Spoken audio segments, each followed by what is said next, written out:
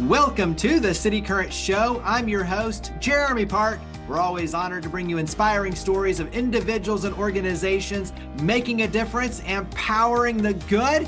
And we love having our City Current partners come on, sharing their expertise. And in this case, we're talking about AI, digital marketing, and so much more.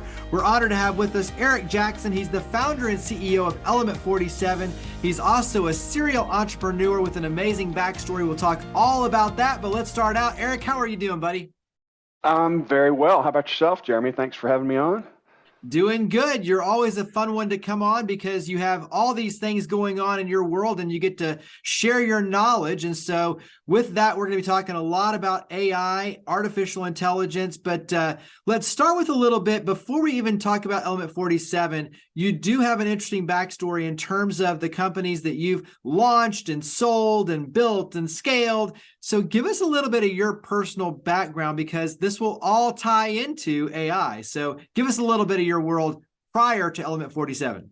Yeah, so I'll go back to college, and I remember my favorite professor, DeForest Jackson, RIP, great guy. He was trying to get us excited one day. This was one of those classes where we explore advertising. That was my major. And he came into the classroom really excited, and he said, "Today we're going to learn about something that's going to change the face of marketing and advertising, and that is direct mail." And of course, at the time, we're buying into, okay, well, this is he's got something to share here. And of course, direct mail did make an impact, still in use today. But there is constantly something new on the horizon. And of course, I leave college, finish college, graduate, end up in the printing industry. I really liked type and print and magazines and all these things. And so what brought me into that business was that it was really hands-on. And eventually technology changed it. So we were using the Apple Macintosh computers, Quark Express, Illustrator, Photoshop to do all these things that used to be done by hand. And so I started a business in that world. So we were preparing files for print, and there was a stage in there that required some film to be printed out. Well, the technology changed again, and it went direct to plate, and then eventually everything became digital printing. And so as this was progressing, this was in 96 to 98 era, I'm looking at all this and going, you know what? I don't know if I want to do this anymore. So I began building websites just for fun, and realized that probably had a lot more legs than the printing industry. So I go and do that. And now here we are again. It's 2022 when I went to my first marketing AI conference, because AI is going to impact marketing as much as anything. And sure enough, a few months after that conference, ChatGPT comes out, and everybody is excited, worried, scared about what the effects of ChatGPT are. So the more things change, the more things change. I guess that's the moral of the story.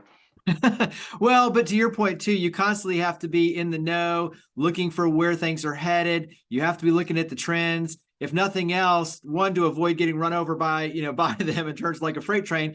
Yep. And two, though, is being able to leverage them for success, and whether that's for success of your organization specifically or to help your clients. And so go ahead and give a little description around Element 47. Yeah, so we're a branding, marketing, and advertising agency. And really the thing that's buried in there is the strategy piece. So often we have people that come to us and say, "Hey, my cousin Tommy's having great luck with TikTok." It's like, okay, that might be great for your cousin, but let's take a look at who you are, who your competitors are, where you position yourself in the marketplace. There's all sorts of things that really need to be taken into consideration before you go off and do tactics. So we have a deep strategic planning process, and you've seen that in action. You know what that looks like. It's a very, very discovery-heavy sort of process. And in the end, we end up doing a lot of research and come back with our recommendations about where you need to go and what you need to do in order to to stay ahead of the competition and position yourself as the leader in what you do. And you are exactly right. We know this firsthand. CityCurrent, we've worked with you and your amazing team doing exactly that. So doing a deep dive on CityCurrent. And so your team has been instrumental in helping us, strategically and positioning everything, just like we're talking about. So let's carry this into AI, artificial intelligence. You mentioned ChatGPT. So when you look at AI, how do you start to paint the picture of what it means for digital marketing for the marketing space? So in other words, put the lens on for AI around marketing. I think the first thing to consider is, people hear artificial intelligence and they've kind of known that it was a thing. I tell people, you've used it already. You've used it if you have a Gmail account. Even Microsoft, is predicting what your next words are going to be. There's an app out there called Grammarly, which I love. It keeps me from sounding like an idiot in emails. It really makes sure that my sentence structure is good, that phrasing is well done. And so there are tools like that, and I highly recommend Grammarly.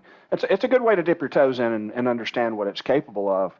But I think at the end of the day, what everybody needs to understand is that AI is essentially, it's machine learning. There's really no intelligence there.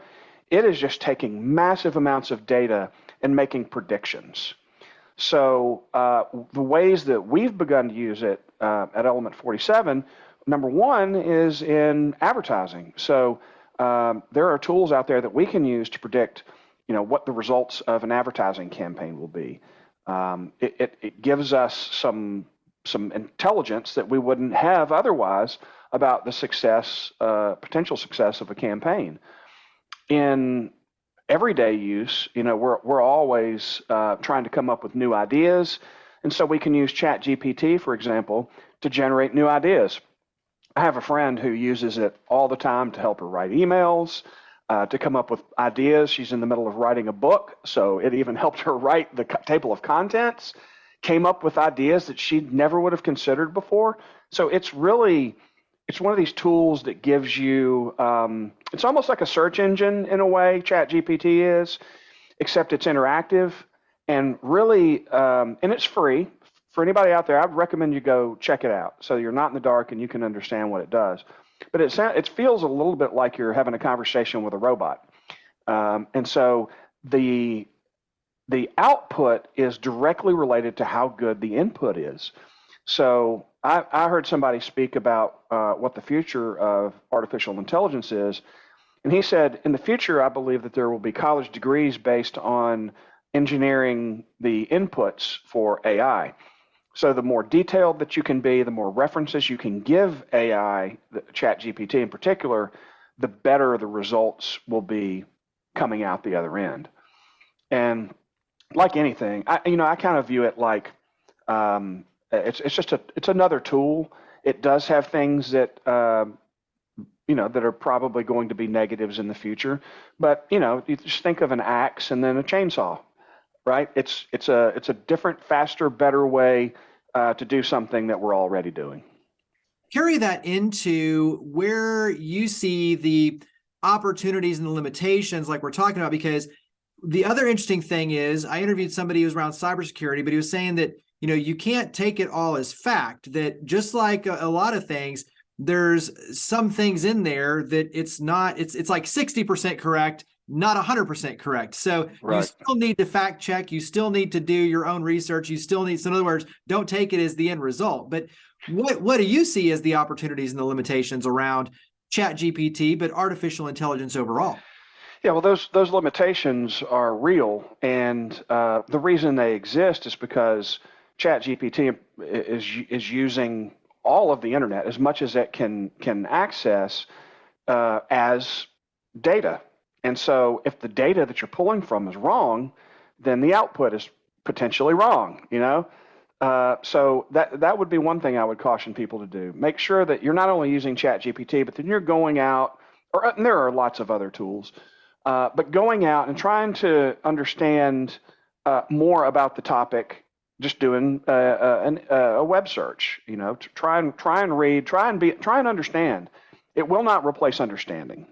That is the one thing that I would tell people is that, yeah, it's a great tool, but it will not replace understanding facts. Yeah. When you look at, you mentioned Grammarly, obviously we're talking about ChatGPT. What's another either app, software, development trend? What's something that has your attention? Oh, wow. I probably talk about this too much. There are still lots and lots of people that we run into who are not taking advantage of advertising, Google advertising, social media advertising, even because if you're working with somebody that's really, really good, they can pinpoint exactly who they want to get you in front of, your most likely customer. So there's there's folks that we run into every now and then that have tried those things before, but they didn't really have somebody who knew what they were doing, who could really pinpoint their exact target. So I think there are a lot of companies out there that are leaving a lot of money on the table, and I think of it in terms of there are people out there that need you, that want your service, and they're out there searching every day. And if you're not getting in front of them, then that's kind of on you. And it can be hard. I mean, there's a low barrier to entry for agencies. Trust me. Anybody can say they're an expert. They don't have to have some certificate that says so. So it's really important to make sure. And again, going back to strategy, if you don't know what your end goal is, then anything's okay until you get tired of writing checks for it. So the number one thing that we want to make sure people understand is when in marketing that you are paying to get results. So you and the agency or the internal marketing person have to understand what that looks like so that when you get to your goal, you'll know. You're both going to be able to look around and see that, yeah, this is what we were trying to do. If not, then you're going to have disagreement. And then for the agency, they stop getting checks, they get fired, right? And so we understand that. And so we work hard to not take on new business if we don't feel supremely confident that we can get them to where they want to go, frankly. Yeah. Well, I think having the goals is extremely important, whether, just like you said, whether that's internal, external, both. Carry that into an example because you recently overhauled a website for a higher education institution. And so talk about that experience and some of the neat learning lessons out of that. Yeah, so Florida College, floridacollege.edu is a great example of some of our work. They just needed to look relevant. Their website had gotten old and stale, and even as a small school, their website is really, really large. So, of course, we did do the strategic planning process, and there are this is something that a lot of people overlook. They just think of their customer. But when it comes to a college like that, there are multiple customers. There's the parents. There's people who may want to come teach at Florida College. There's students. They have camps, which is the way that a lot of people are introduced to that school.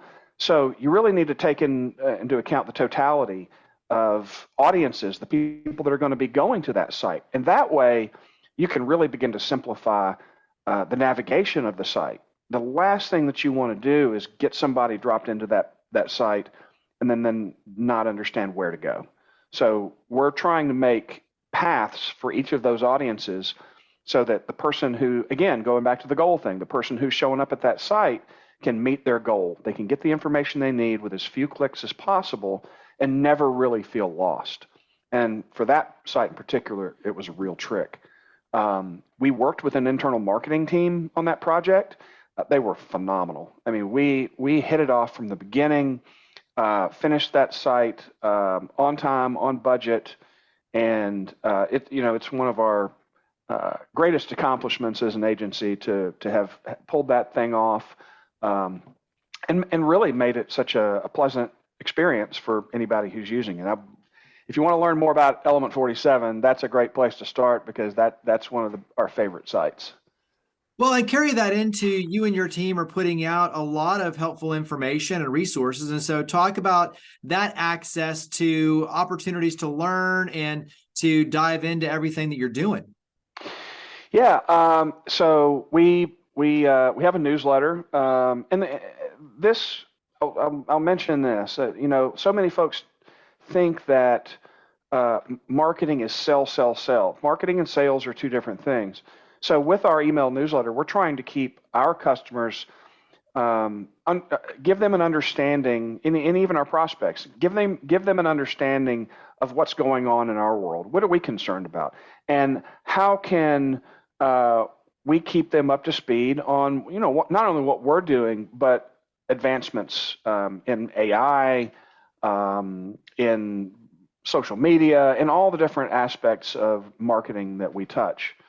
And another thing too, I want to get this out there. I was having this conversation the other day about marketing and sales, and I told the person at the time, and I believe this to my core, sales is sales. Sales is selling a product or service. It's discovering what that pain is and trying to solve that with whatever it is that you do. Marketing is everything else. Folks a lot of times forget to look at their email or their voicemail message, their on hold music. What does their email signature look like? And so we address things like that in our newsletter. It's never salesy. It's something that we're really proud of, and we don't bombard. We're lucky to get it out once a month. We're so busy with other work. It's the cobbler's shoes. And we built our own new website. It had been about 4 years. And talking about a difficult childbirth. I mean, that was, it was delayed about a couple of weeks, but we finally got that done. And we feel like it does a fantastic job of telling our story about how we help companies and who we are and who we're not. And again, that's another thing that companies too often forget, is that there are some customers you don't want. And so you want to make sure that those people immediately know that, hey, we're not a fit. Yeah. Very well, vital. Just like you said, there's a powerful story in terms of all those touch points around marketing that you're not even thinking about, like your voicemail, your on-hold message, all of Right. that marketing and storytelling, and it's an opportunity to connect or to possibly lose a connection. So carry that into for Element 47. Where do we go to learn more? So mention the website, mention social media. Where do we go to follow your efforts and get involved? Yeah, so element47.co. Make sure you don't type in .com unless you really love website design from the 1990s and you're a fan of collecting silver. Of course, that really wasn't the purpose of naming us Element 47, but it is silver if you're looking for it on the periodic table. Tried to get that domain name, not happening for the near future, but element47.co. And if you scroll to the bottom of the page, you'll find our social media icons. Go there, cruise around, check out what we've been talking about in the past and will be in the future. And there's a place to sign up for our email newsletter. Again, not going to spam you, but we really love talking about this, especially, I get the opportunity to go to City Current events on a regular basis, and everybody is always interested about what we're working on and what we've got to say, because marketing touches so much of what our partners do. We're there to grow and also share our networks with other people and be good citizens. So be a good citizen and sign up for our email newsletter. I promise you won't be disappointed. There you go. Well, we greatly appreciate everything you do to help us power the good, your partnership, your friendship, your support, and everything. So, Eric Jackson, thank you for coming on the show. Thank you for your partnership in City Current. Thanks, Jeremy. I appreciate you having me on.